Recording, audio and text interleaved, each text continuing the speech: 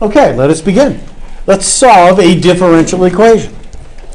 Let's solve dy dx equal x. Okay? This is a differential equation.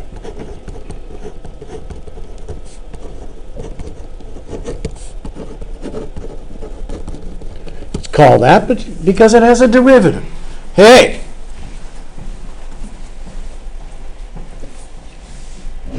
Brandon, how you doing? I've been better.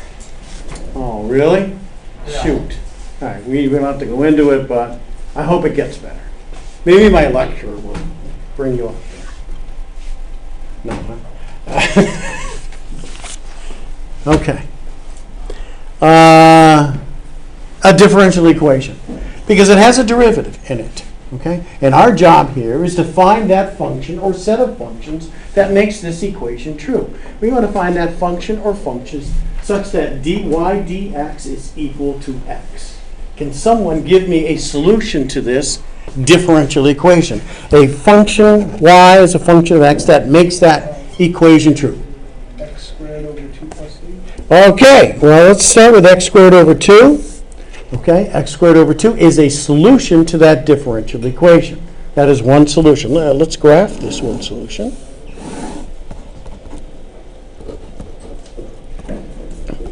And we know it's a solution because when you take its derivative, you indeed get x back again. X squared over 2 would be a parabola that looks something like this, say. And what's true about this parabola is everywhere on this parabola, the slope of the tangent line, okay, the slope of the tangent line is equal to whatever the x coordinate is. So if this were at 2, say, and on the graph I'm at the point 2, 2, the slope of this tangent line at that point would be equal to x, 2. Okay? Slope of the tangent line, 2x over 2 would be x, which is equal to 2. That is a solution to this differential equation.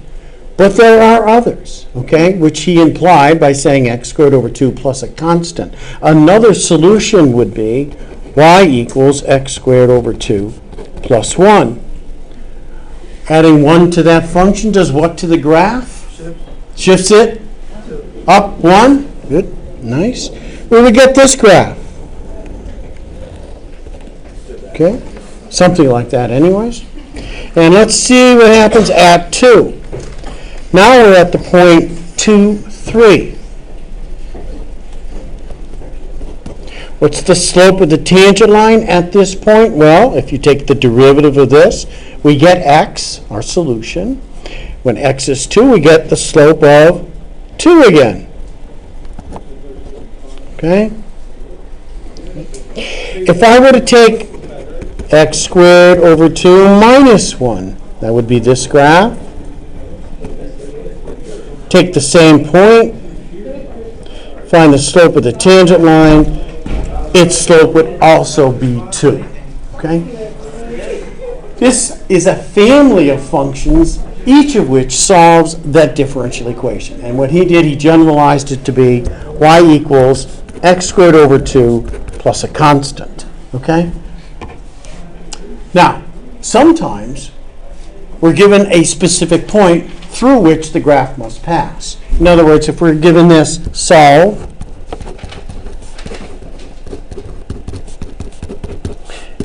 we may be given a point. Let's say it has to pass through the point 1, 3. This is called an initial condition.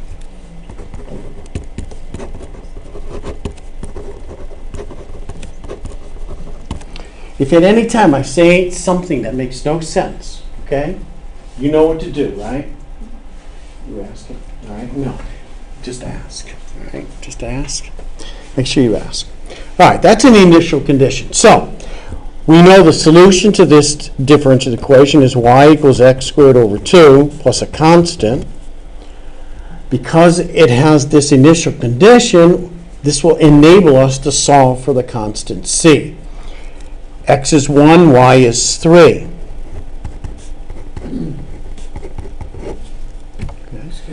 Yes, go ahead. Y equals x squared over 2 is given, or Yes, this will have to be given.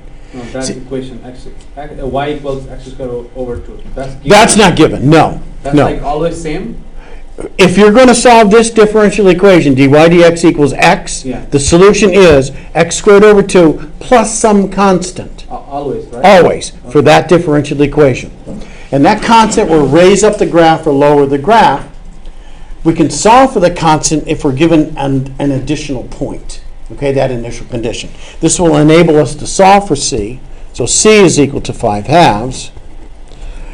The solution to this differential equation, given this initial condition, is y equals x squared over 2 plus 5/2.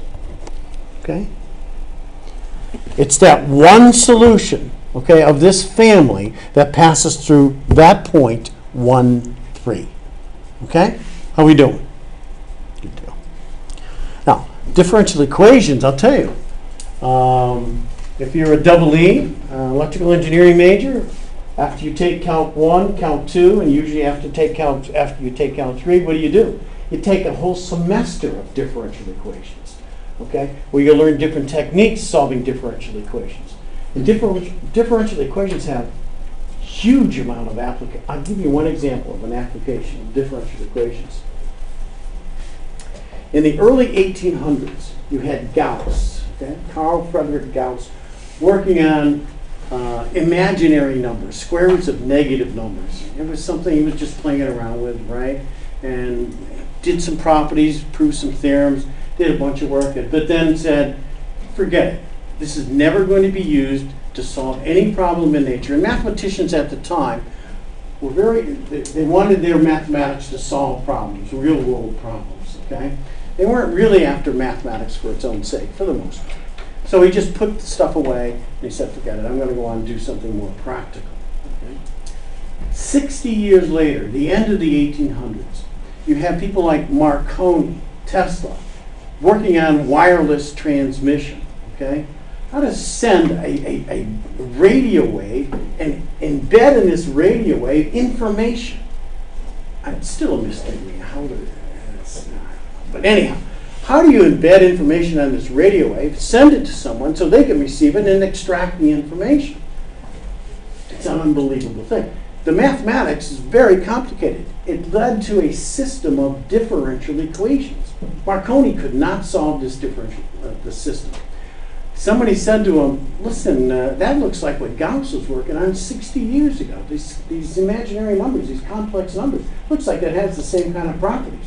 So we went back and researched it, and sure enough, the work of Gauss provided the solution to these systems of differential equations. You take the system of differential equations, you go to complex numbers, solve it with the complex numbers, and then come back to the real numbers again. If you take differential equations here or anywhere else, you end up doing complex numbers. You have to do these complex numbers to solve these equations.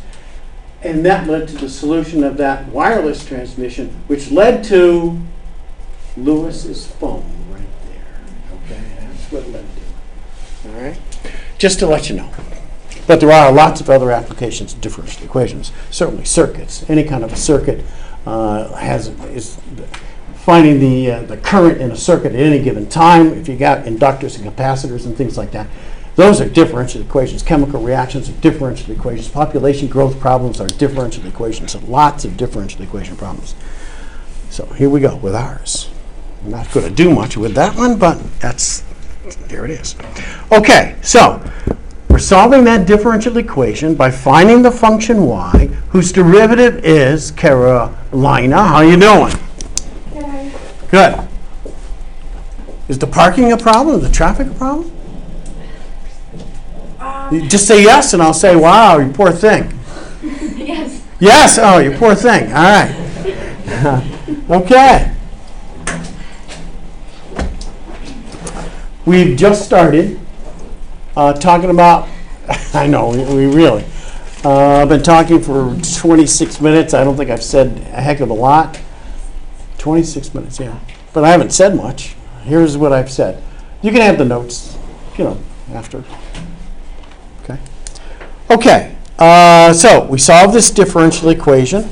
And how did we solve it, though? We looked at it, and we solved it by inspection, okay, is really what we did. We looked at it. We need a bit more formal approach to solving the differential equation in order to solve these things. We need some additional notation is really what we need, okay? Okay. You okay? Yeah. Okay. Here, well, I can give you this page, or you can just start at the next page, and I'll give you this at the end. Yeah. Yeah, okay, that's better.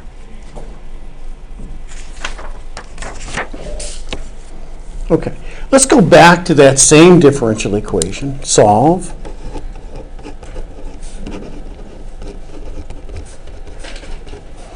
dy dx equals x, okay?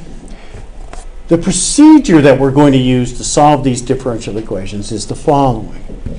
And this is what you would do day one in DiffEqs. If you take differential equations, day one, this is what you would do. Okay?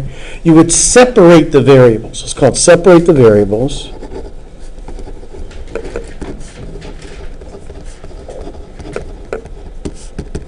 Bring that dx on the other side. Now, you may protest and say, you know, dy dx, Burns, is not really a fraction. You're treating it like a fraction. It really is a limit. You know that dy dx is a limit as delta x goes to 0 of delta y over delta x. But the nice thing about this notation, this is due to Leibniz, okay, late 1600s notation, is that these things act like derivatives, okay, like fractions, all right? And we're taking advantage of that. I'm going to separate the variables, bring the dx over with x, and then I need a mechanism, a means to get to y. Think of this as taking the derivative of y. We need something that will get us back to y, the original. And guess what? That's an inverse function. That's what inverse functions do. They undo what functions do. If you start with y and take its derivative, and you want to get back to y, you take its antiderivative. Okay? And that's what we're going to do. And the symbol for that is this symbol right here. Okay?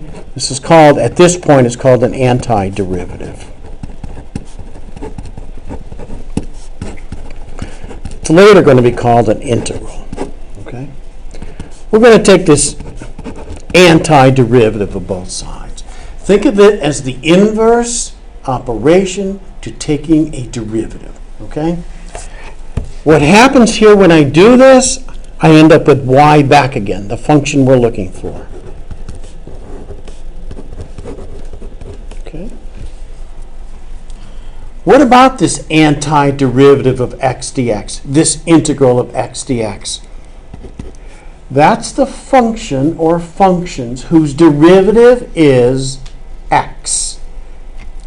He's already given us the answer. That's x squared over 2 plus c. How do we know that's true? Take the derivative. What's the derivative of x squared over 2? It's x. What's the derivative of the constant? It's 0. The derivative of this is x, therefore this is a true statement. Okay? That's what this notation means. This together with the dx means find that set of functions, that family of functions whose derivative is x. It's the antiderivative. Okay? All right, how are we doing?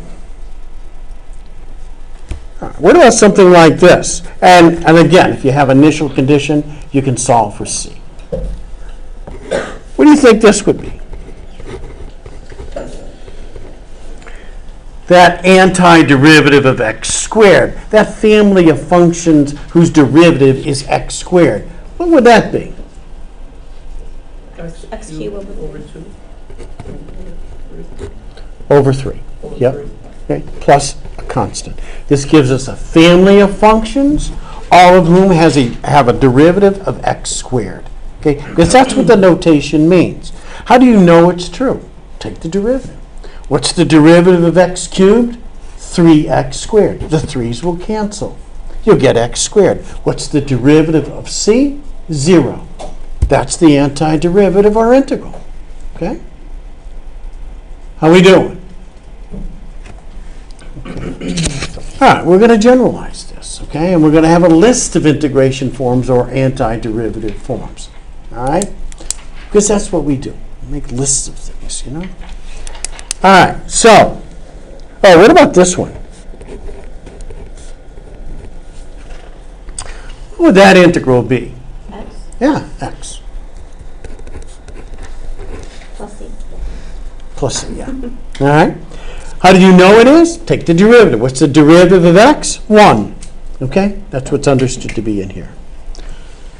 I'll tell you what we're going to do tonight. We're going to develop a whole bunch of rules for taking antiderivatives. Okay? That's what we're going to do. Okay? It's going to be fun. All right. I can stay here. Let's generalize what I've been doing. Let's do x to the n. N is some constant.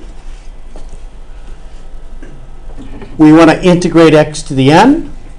We want to find that family of functions whose derivative is x to the n.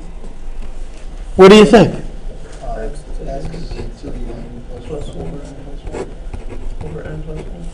Plus c. Very nice. That's exactly right. Okay? At this moment in time, this is what you should know.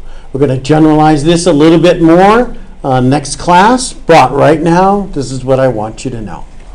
There's a restriction on n here, of course. Okay? And obviously can't be -1. I'm going to make that explicit by saying n is not -1. Okay? Okay? How are we doing?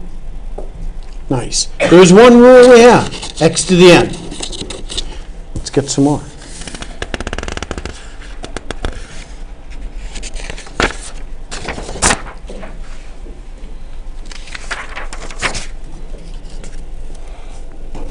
Let's take care of that case where the n is -1.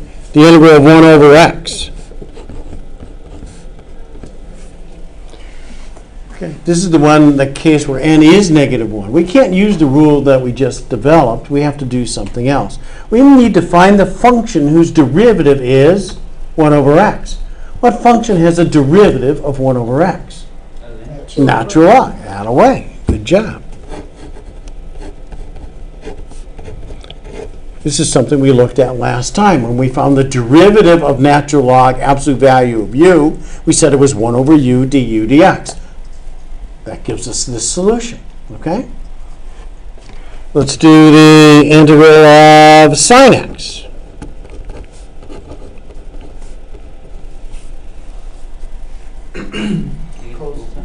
What is it? Cosine? Will cosine work? Cosine plus C. Well, plus c. Does that work? Yeah. Not quite. So it would be negative cosine? Yeah. You need the opposite or a negative cosine in order to have its derivative equal to sine. Okay? The integral of cosine? That would be sine x. How do you know that's true? Take the derivative of sine, it's cosine. Okay? Let's take the derivative, let's take the integral rather of secant squared. That's tangent. Let's take the integral of secant tan. Secant. Nice.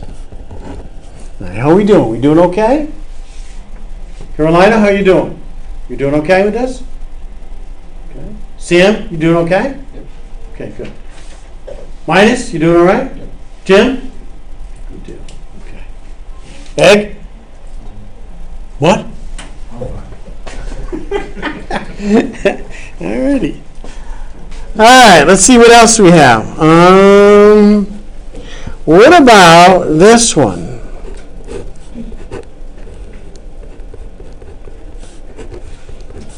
What's the antiderivative or integral of 1 over the square root of 1 minus x squared? Inverse sine. Inverse sine. Oh, wait, Jim. Inverse sine. Arc sine. Okay. It's an arc sine form.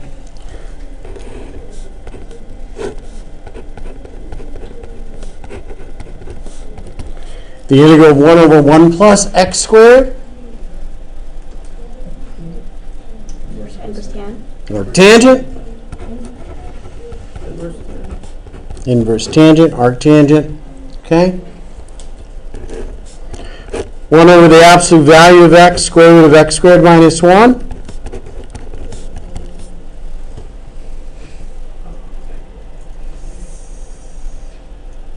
What is it? Secant? Yes, inverse secant.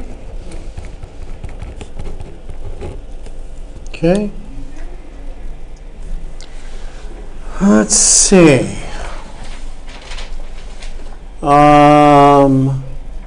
I think that's it. I think that's all we need to know to begin with anyways. Is that it? You think of another? Go ahead. Would there be cases that you have this and you have sine over cosine? Oh yeah, we're going to develop more. This is a start. Okay. I should You can't put a put. negative in, right? What's that? You can't put a negative in. Yeah, we're going to have some properties. And one property will be any constant can take out front. We're going to do that next. And the integral of the sum is the sum of the integral, same with the difference. So we need some properties as well. Okay, we're going to need to do that. I just want to make sure this is our fundamental list, and we're all set here. I think this is it. We started with the x to the n on the other page. I'm just going to put that down the bottom so they're all on one page here.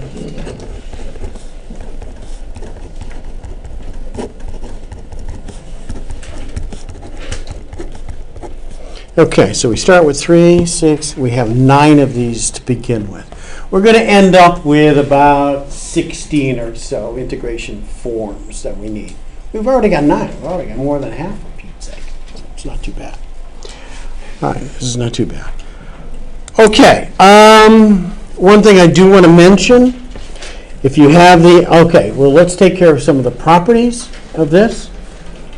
One property is if we have the integral of f of x plus or minus g of x,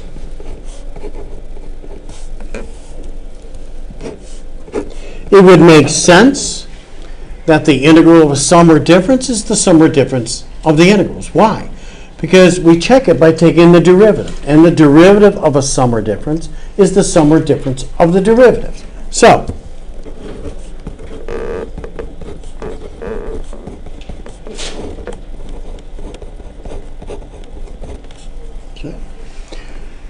fundamental property. Another property of integrals, antiderivatives, is a constant times a function of x is equal to a constant times the integral of the function. Why would that be the case? Because when you take the derivative of a constant times a function, it's the constant times the derivative of the function. Okay? Okay, now you have quotient rules and product rules and derivatives. We don't have the same thing with the integrals.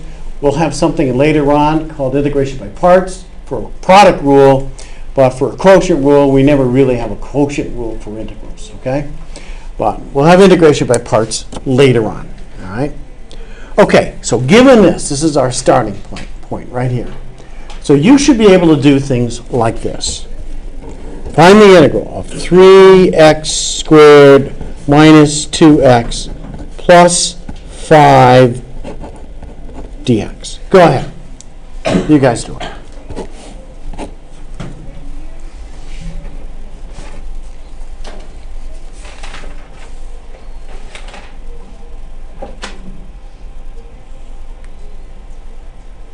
Okay. X cubed minus x squared plus 5x. Wow. Plus C, yeah. Good. Not to be picky or anything, but yeah. Okay. All right, how are we doing? Let's, we'll give everybody a minute or so here, make sure we're okay.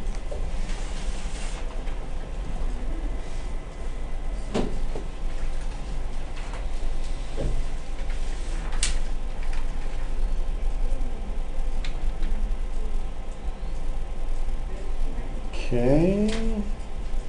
How are we doing on this? Okay. So, this is what she did. She integrated each one of these terms. The first, here, let's write it out.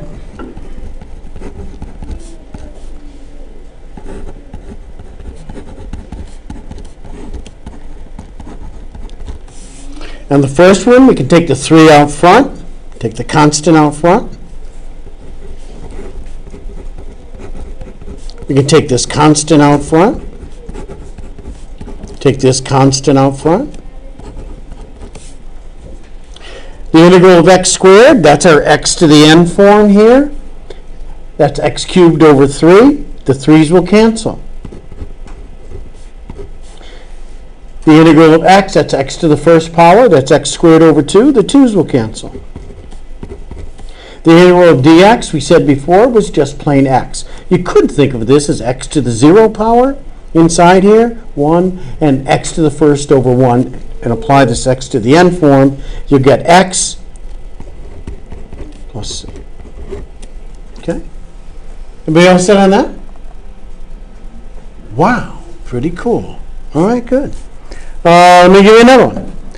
Let's do the integral of, I don't know, sine x plus cosine x. Once you do that one, we're limited in what we can do because what we have to do next class is generalize these so we can get more interesting ones. But we have to start somewhere, right? Simple. That's all we can do.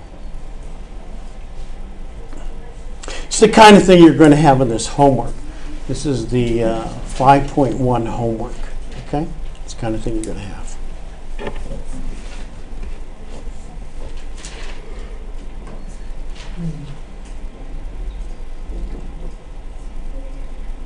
Okay, what do you get here?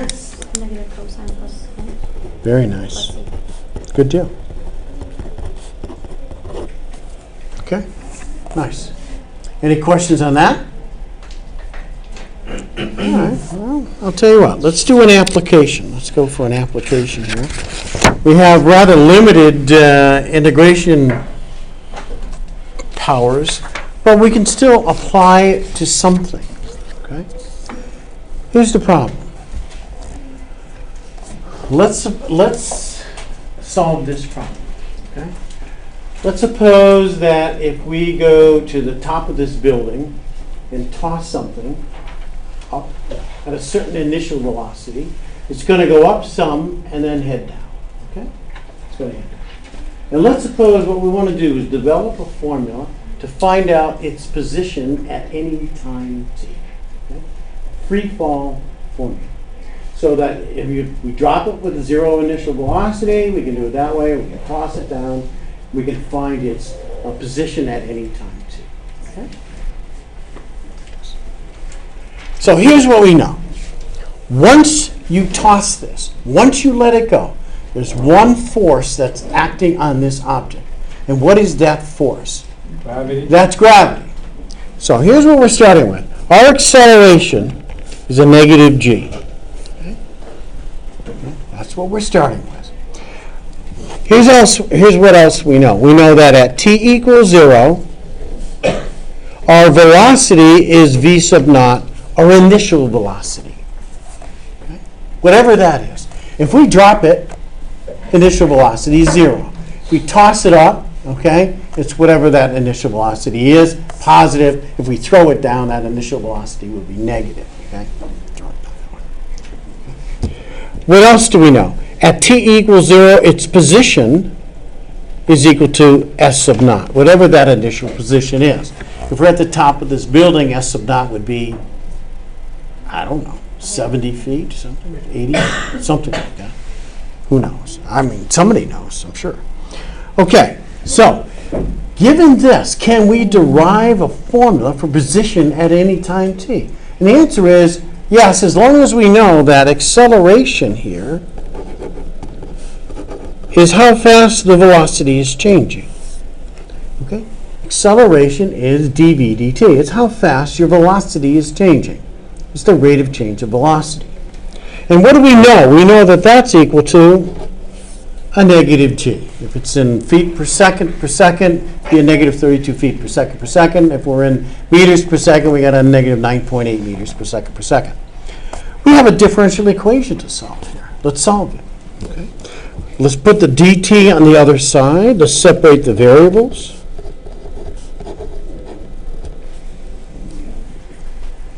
Okay. let's integrate each side.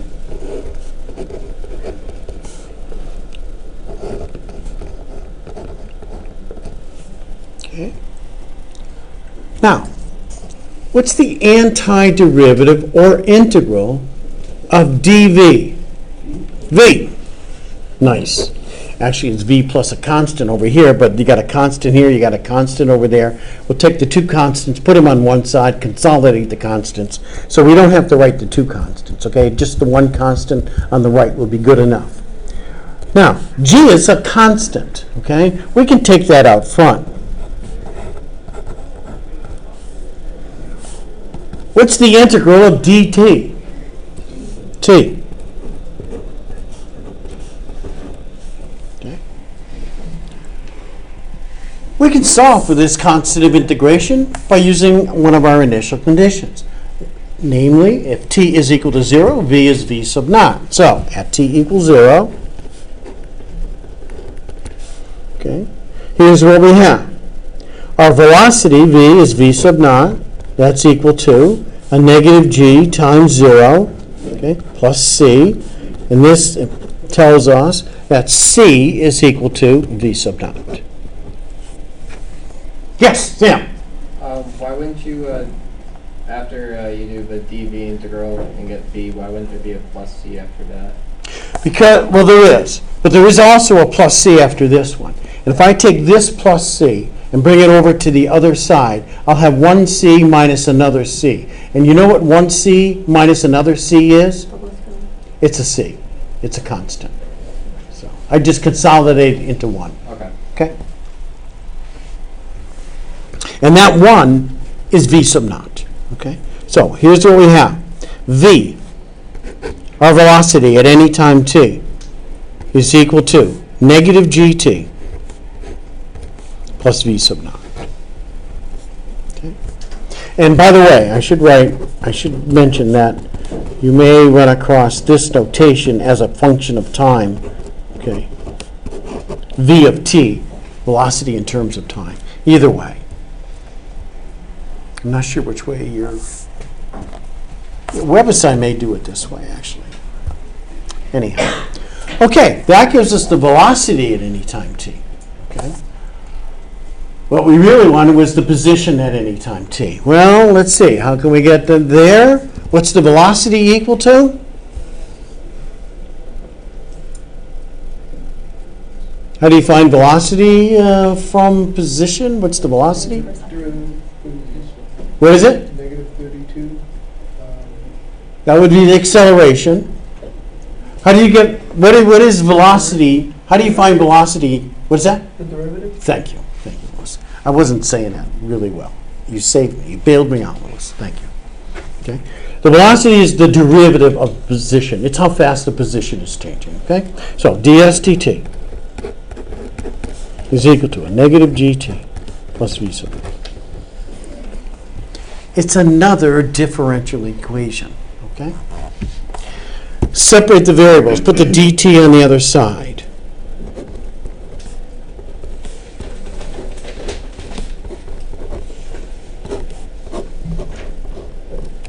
Okay? Integrate. Take the antiderivative of each side. Okay?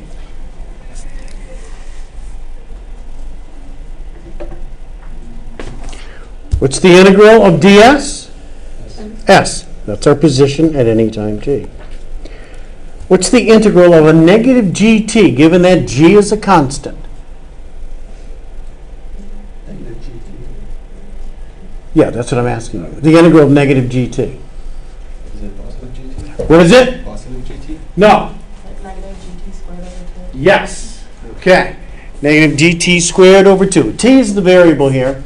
We're integrating t to the first power, in which case you would add 1 to the exponent, t squared, and divide by 2. Okay? That's that x to the n form that we have.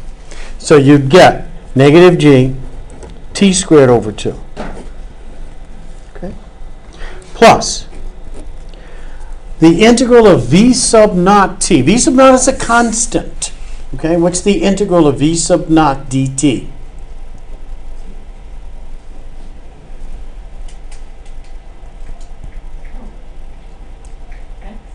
Well, we're in T's now, we're not in X. V sub O X. BT?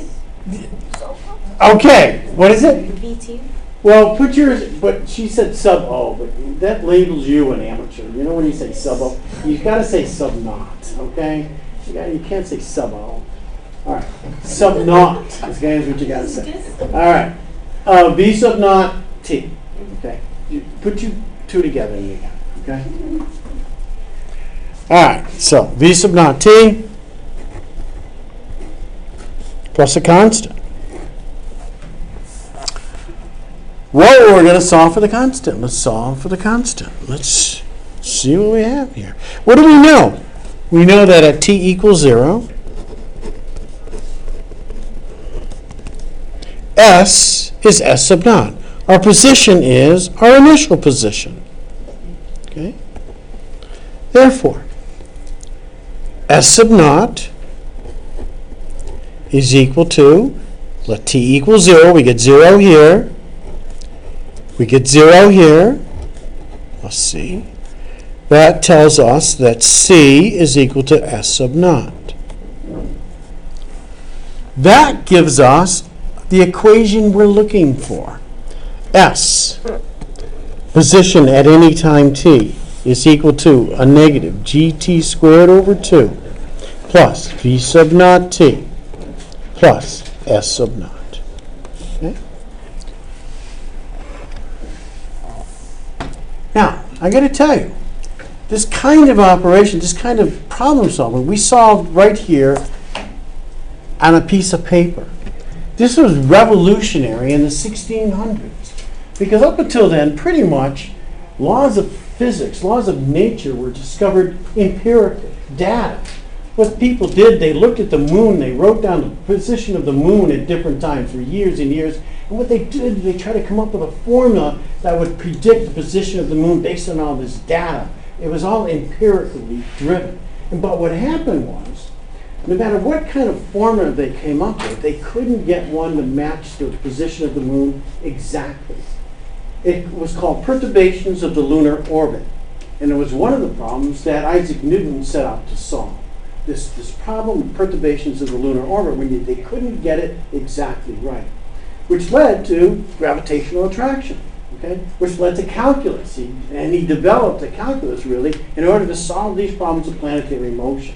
He just sat down there and solved these problems. Of course, in London, everybody else was dying of the plague, and he was out in the cottage on the countryside, having a good life. But anyhow, never mind that. He solved these problems, okay, by just sitting there doing mathematics. And it was a revolutionary thing. And then in the 1700s, then, science just exploding. I mean, we got electromagnetism, we got all kinds of laws, planetary motions, the solar system, because people could do science and do laws of nature just by sitting down and doing it, and just by thinking about it.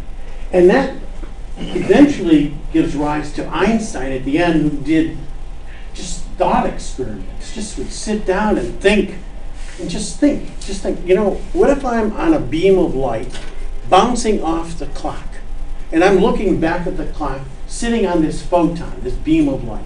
What happens to the clock as I move away from the clock, sitting on my beam of light? What happens to the clock? Nothing happens to the clock. I'm on this beam of light that says it's 6:55, and then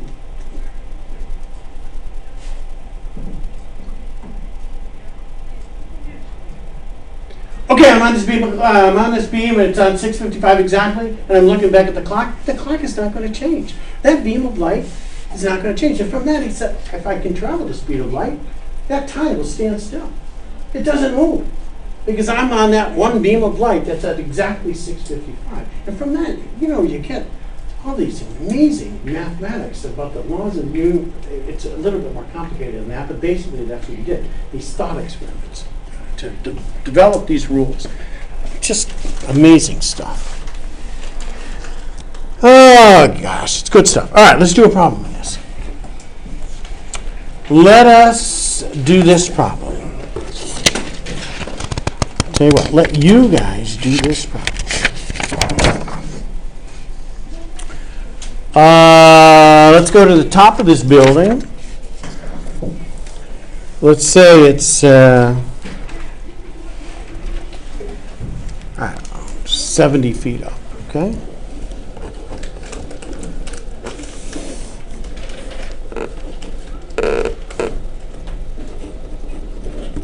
That's our initial position.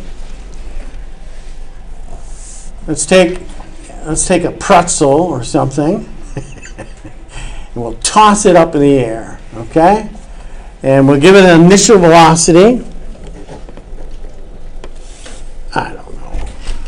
How fast can you toss a pretzel up in the air? I have no idea.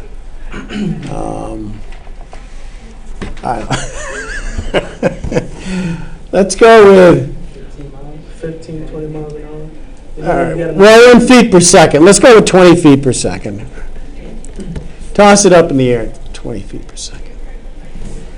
What kind of things can we do just by knowing? And we know gravity, of course, is negative 32 feet per second, okay? The negative is already built into the formula, by the way. All right, so we have that. Here are the kinds of things I want you to be able to do. First, how high does the pretzel go?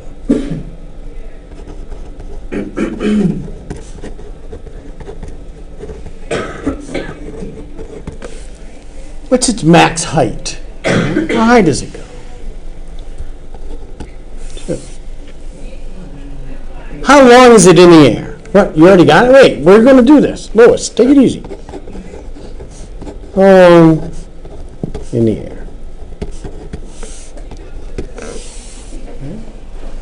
What's its velocity when it hits the ground?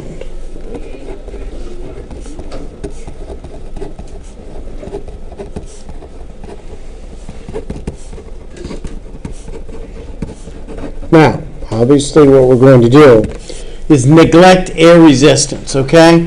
We're doing this thing in a vacuum. Okay, air resistance will play a huge role in this particular problem. Go ahead, you guys do it.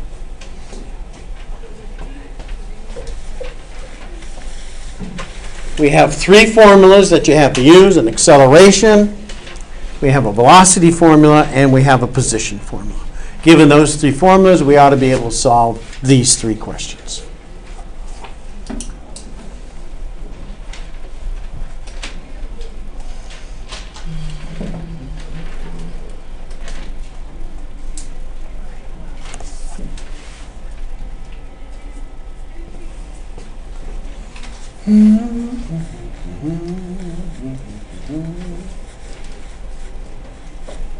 I got all those integration problems. Did you get them all? Okay, well, constant, zero, summer difference, x and sine, cosine, tangent, secant. I didn't do cotangent, cosecant. I probably should mention this. I think I will. There's a trick to them. I wouldn't give you those on a test, but I should mention those.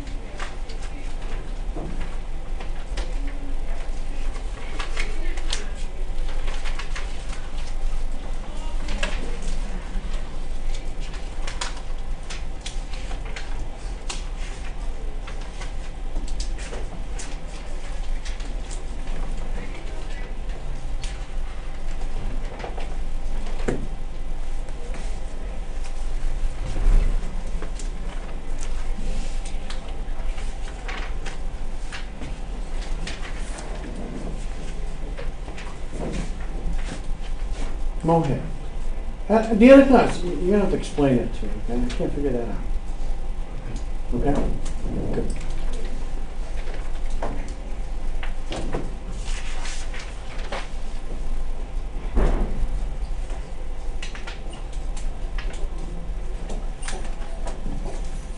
Did you give us the position function? Yeah, we just arrived at it. Negative 1/2 gt squared plus, did we do it? Yeah, negative 1/2 gt squared v sub naught t plus s sub naught. Oh, negative 1/2, okay. Yep.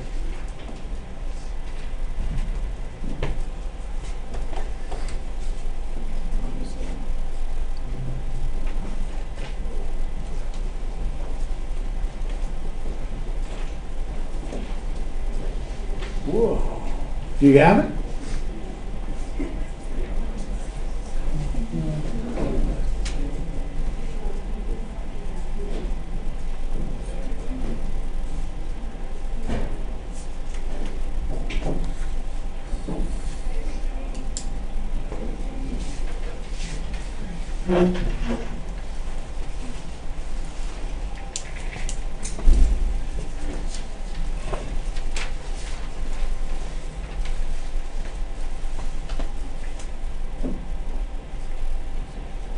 Now, my plan is to record all the lectures, so if you do miss a class, hopefully I'll have it on a recording at least, so you can have that. Yes? Are you gonna post it on like website?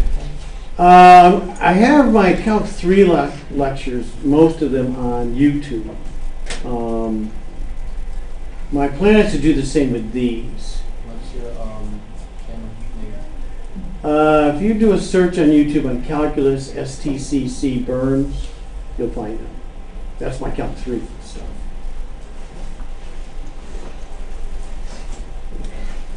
It may take a while to get on. There's millions of hits, I think, so it's pretty Pretty premier YouTube content. premier. Yeah, that's it. Try to negotiate a big contract, big deal, get some money. Actually, 8 hits. I think it's the best. But anyhow. But anyhow, that's my plan. Okay, that's my plan. Now, Blackboard. I was told there'd be a problem with Blackboard because of the size of these videos. These videos get viewed. I mean, I think it's recording now. So I think there's a size restriction on Blackboard. So I had to go to YouTube. And they're on there. It just requires effort on my part to organize it and to get them on there. And if I'm going to do this and somebody comes along and wants to play chess, I'm going to go play chess. Or, you know what I mean? So I'm just saying, or if there's a barred owl at Arcadia in East Hampton, I'll probably take my camera and go there rather than do the YouTube. You know? So anyhow. Did you say a barred owl? There's a barred owl at, barred owl. Pretty common, barred owl at Arcadia. Matter of fact, we saw a barred owl this weekend at Fanny Stebbins in Long Meadow. There's a barred owl there. There's a place at Fanny Stebbins Nature Preserve along the Connecticut in Long Meadow. A really nice place. It's a nature preserve is what it is. And there's a barred owl in one area. Sorry, what did you call the place in Long Meadow? Fanny Stebbins. Fanny Stebbins. You do a search on that. It's along Route 5 in Long Meadow, borders Connecticut River and Route 5. Yeah, there's a barred owl there. My son took a picture of a barred owl at Fanny Stebbins. The barred owl is kind of interesting because its defense is just to stay still. Okay, so you can like walk up to a barred owl and get like this close to it, and it'll just stare at you, but it won't move, thinking that you don't see it or so. I guess that's thinking. So he's got a picture of one. It's really cool. It's really neat. But anyhow, so there is a barred owl at Arcadia that's out in the open now. I may go to see. What's that? I just looked it up. It looks cool. The barred owl? Yeah. Barred owls are pretty common here. Owls have two color, some have orange eyes and some have black eyes. The barred owl has black eyes. It's a cool owl. Any owl is cool. Owls are just very cool. They're cool creatures. Okay, how are we doing?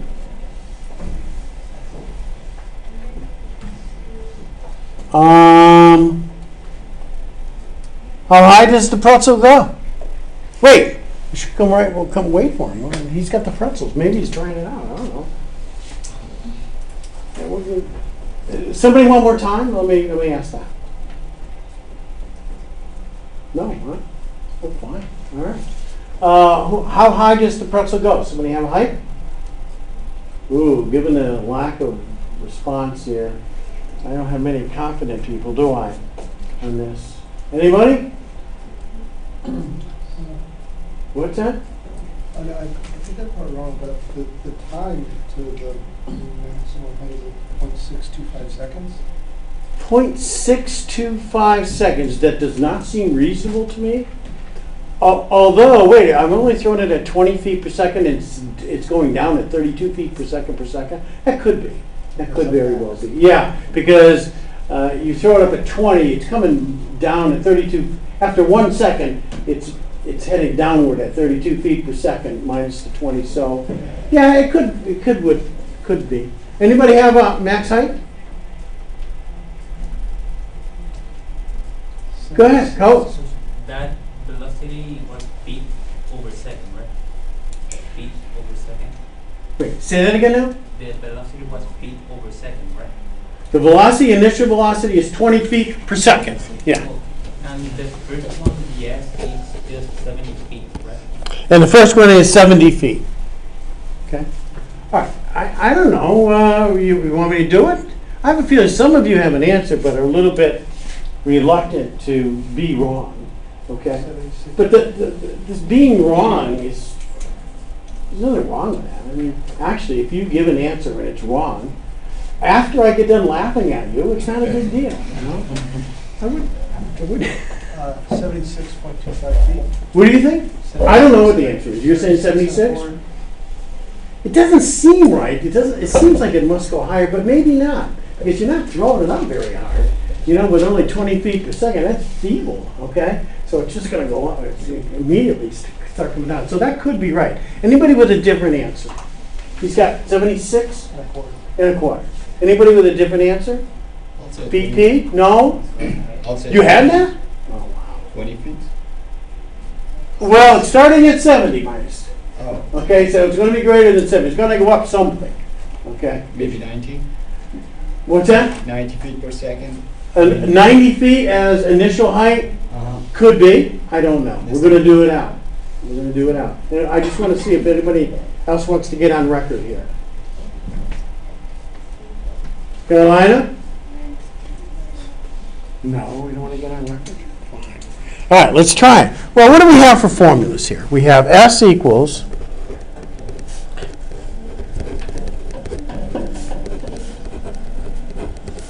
this is the formula we derive for S. We have our velocity formula. Okay. And we have acceleration. Okay. All right, let's do the first question. How high does the pretzel go? Well, at max height, what's its velocity equal to? 0. It's equal to 0. Okay? So that's the way I'm going to do that. Okay? I'm going to find the time it takes to reach max height, to find the time it takes for the velocity to be 0. Okay? So let's take the velocity.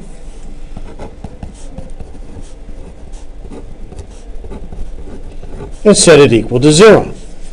Okay? This will be the time it takes. Now, think about this a minute. We want to maximize the height. We want to maximize its position from the ground. How do you find a max min? How do you do max min problems? Well, you get an expression for the quantity to be maximized or minimized, and then you take its derivative, and what's the derivative of S? It's V, and set it equal to 0. That's how you find max min values, right? You take derivatives of the function and set them equal to 0. That gives you the critical values. So the derivative of position is velocity. I'm going to find the max height by setting the velocity equal to 0. The velocity, which is the derivative of position. All right, now, Carolina, talk to me. How did you get to negative 32? 32, the negative is built into this as far as the acceleration due to gravity. We're in feet per second, and G in feet per second is a negative 32 feet per second per second. If we were in meters per second, it would be a 9.8, okay? Yeah. All right, so let's set this equal to 0, and we'll get negative 32t is a negative 20. T is equal to 20 over 32 for just exactly what he said. Okay.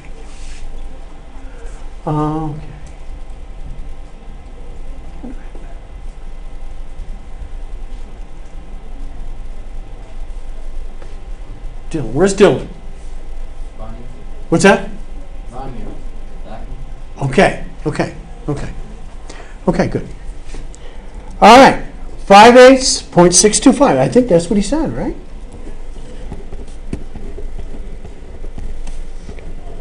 So that's pretty quick. We're throwing it up in such a feeble way that's just going to go up there a little tiny bit and then head down. How high does it get? Well, let's see.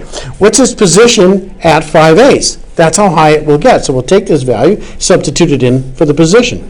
S is equal to a negative 32 t squared. Ugh. All right, I'm going to need calculator help here. Plus v sub naught t plus s sub naught. Okay. So I'm going to need this rounded off, say the nearest tenth. Can someone crank this out for me? Oh, good. I got 70. You have what? I got 70. At first I thought it didn't make sense.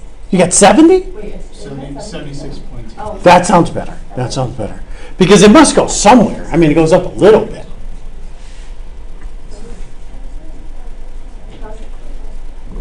Okay? All right. Are you guys? Okay. You guys all right? Okay. Okay, you're not going to fight or anything. You guys are all right, right? No, I was just. All right, then. Okay, no problem. All right, no problem. Where'd you get, Mohit? 76.25. 76 point, let's go with 3 feet. We'll round the nearest tenth. Okay? Okay. Everybody else set on that? Is that reasonable here? You know, I'm going to tell you that last time we went over derivatives from Calc 1, there are other things I'm going to assume that you know from Calc 1. Like, for example, to solve a max-min problem, okay, take a derivative, set it equal to 0, okay? Occasionally, you're going to have these problems in homework. Test questions probably won't do something like that, but there are certain things from Calc 1 I would expect you to know. The significance of the first derivative when it comes to curve sketching, okay? Increasing, decreasing function. A second derivative, meaning concave up or concave down. Those kinds of things I would expect you to know. If we ever needed them, I would go over them in class, but you should know those things, okay? That's what I'm saying. Okay. How long is this thing in the air? Whoa. How are we going to figure that out? How long is it going to be in the air? What are we going to do to find that problem? Set S to 0. So set S equal to 0. That's exactly right. Okay? So, question 1. Dylan, you were totally correct. Not that that surprises you at all. The time is 0.625 seconds. Gets to 76.3 feet. That's the max height. Now we're doing how long it is in the air, and we're going to find that one. This is number 1. Number 2, how long in the air we're going to set S equal to 0. So S is equal to a negative 16 t squared plus 20t plus 70. Well, what the heck is this? I need someone with a good calculator to crank out this solution to this differential equation. I mean, this quadratic here. 2.8 seconds? Good deal.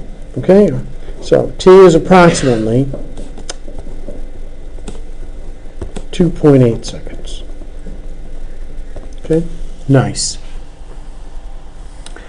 That's how long it is in the air. What's the velocity when it hits the ground? We're going to take our 2.8 seconds and we're going to put it into our velocity formula to find the velocity when it hits the ground. The velocity is equal to negative 32 t. What did you make S equal to for number 2? 0. Wouldn't that be how long before it gets back to its original point? No. The original point is 70 feet up, S sub naught. The ground is 0. You could do the problem that way, Brendan. You could do the problem that your starting point is 0, but almost always you want ground to be 0. It makes the problems easier to do. Okay. You could do it your way if you wanted to. No. Get the wrong answer. No, you would get the right answer. I'm sorry. Oh, you had a bad day too, and here I am making stupid jokes. I'm sorry. Okay. I'm sorry. All right. The velocity of negative 32t is 2.8. Initial velocity was 20. I don't know. What do we get here? What's our velocity when it hits the ground? 69.6 feet per second. What is it? 69.6 feet per second. Thank you. Okay. How are we doing? Okay. Does that seem reasonable? We didn't have that many people getting it, though. All right, let's do one more. It's illegal. Well, I don't think you can do it now. It used to be you can go to the top of the Empire State Building and throw something off. I haven't been there in a long time, but I don't know if you can still. But it's illegal to do such a thing because whatever you throw, except for something like popcorn or something, if you threw a coin up there, you could kill somebody down below. So here's what I want you to do. Let's just figure this out. Let's suppose you're dropping something from the top of the Empire State Building, 1,000 feet up. Okay, what's the velocity when it hits the ground? So, go ahead. Just want to see if we get more people getting this thing. I don't think we had that many last time. How fast is it traveling? Yeah, what's the velocity when it hits the ground? Oh, And again, we're 1,000. 1,000 feet. We're dropping you said a coin. a coin. What's that? They busted it on Mythbusters. They did what? They put it on Mythbusters and they won't. Like you drop a coin off of an Empire State Building, it won't kill somebody. You won't? It won't. They tested this out? Yeah, like they figured out like the velocity, how fast it would go, Yeah, there's a terminal velocity problem here with air resistance. and I don't want to get hit by that thing. It won't kill somebody? What's the terminal velocity about? 100? I don't know. But they made like a gelatin head, and they like Oh, really? they like shot a quarter at it, and it didn't even puncture it. Well, that's if your head's made of gelatin. Your head made out of gelatin? Well, but it didn't like go inside the person's head. Oh, really? Yeah. Oh. Which I thought it would, but I thought it would too, but I know there is a terminal velocity. It depends on the shape of the coin. I mean, certain coins would be slightly different terminal velocities because of the air resistance problem here. But that's interesting. So you're telling me it's legal now to toss coins off the Empire State well, I don't know about that. Yeah, I don't Somebody know. throw a phone off of it, and then how to kill someone. But Yeah. All right, we're gonna toss a coin. We're gonna drop a coin off the top. We're gonna find out what its velocity is when it hits the ground. But again, we're neglecting air resistance here, which is a significant thing. Okay, because there is such a thing as terminal velocity, depending on the aerodynamics of the thing that's being tossed. It'll go so fast and not any faster.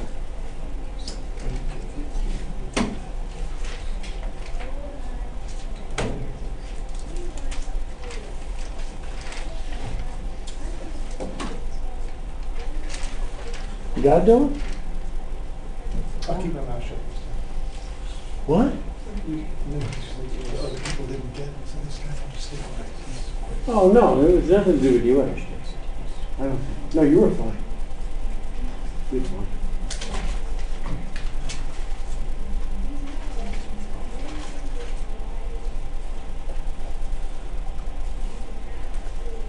What is it, section 1 here?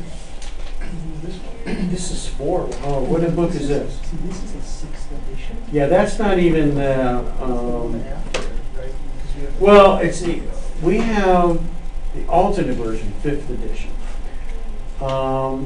This doesn't say early transcendentals either, but it has them here. Right, and when it doesn't, but it's set up weird, like where like That's interesting. immigration and then other transcendental functions. Oh, my.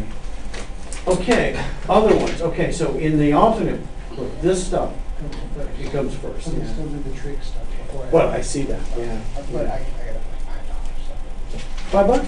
Is that right? Oh, that's cool. That's good deal. Good deal. Oh, all the stuff is here. That's all right. Well, let's see what the problems are. Problems are Which ones are usually pretty consistent then after that one? Yeah, I don't know how many of these you have in your homework, so. So there's the ball. Oh, they have quite a, oh, look at those. There's a lot of tossing, but I don't think you have many of those in the web assigned stuff.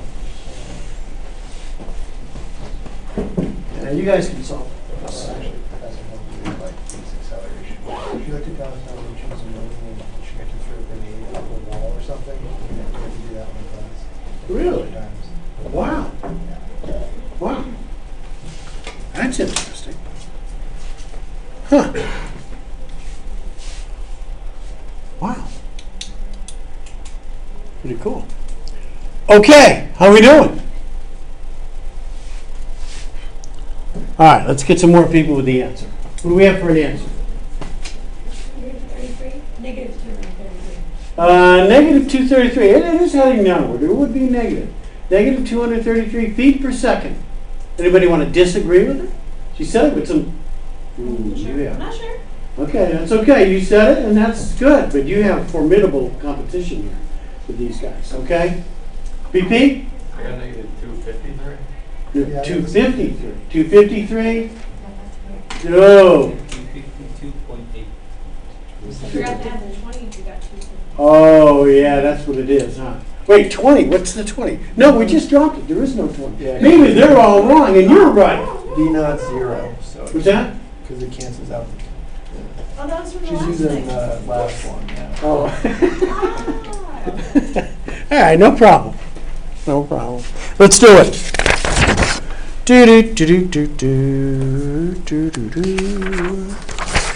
Okay. So what do we know? S sub naught is equal to 1,000. We want to find the velocity when it hits the ground. Let's find the time it takes to hit the ground.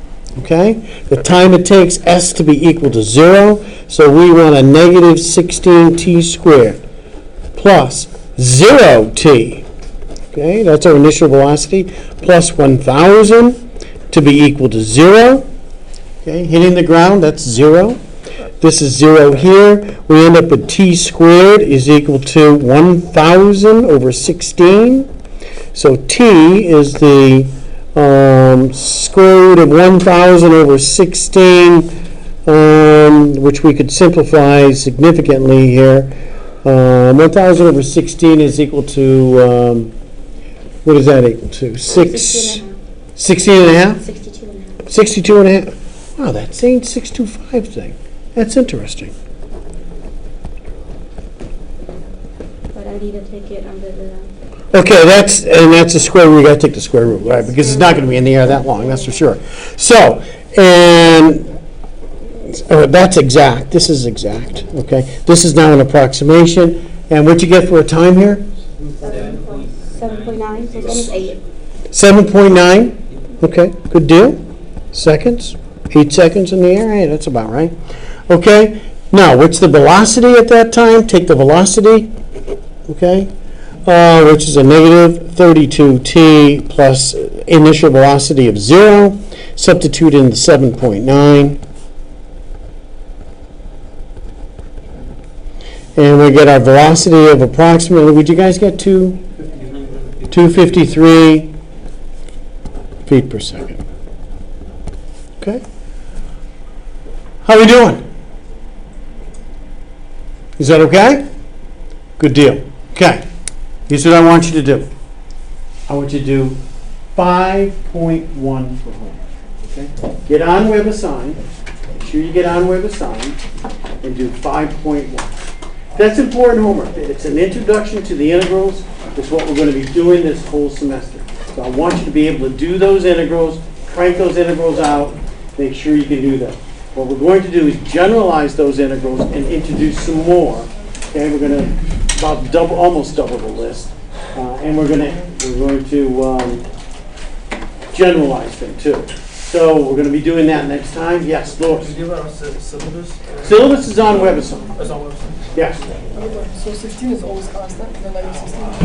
As long as you're using feet per second, yes. As long as you have a negative g over 2, kind of a thing, as long as you divide by 2, which you will do. Yeah.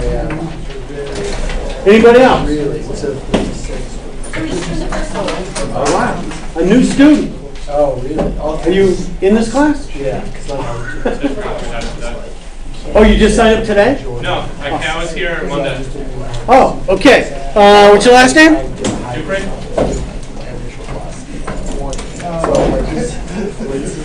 Levi. Yes. Okay.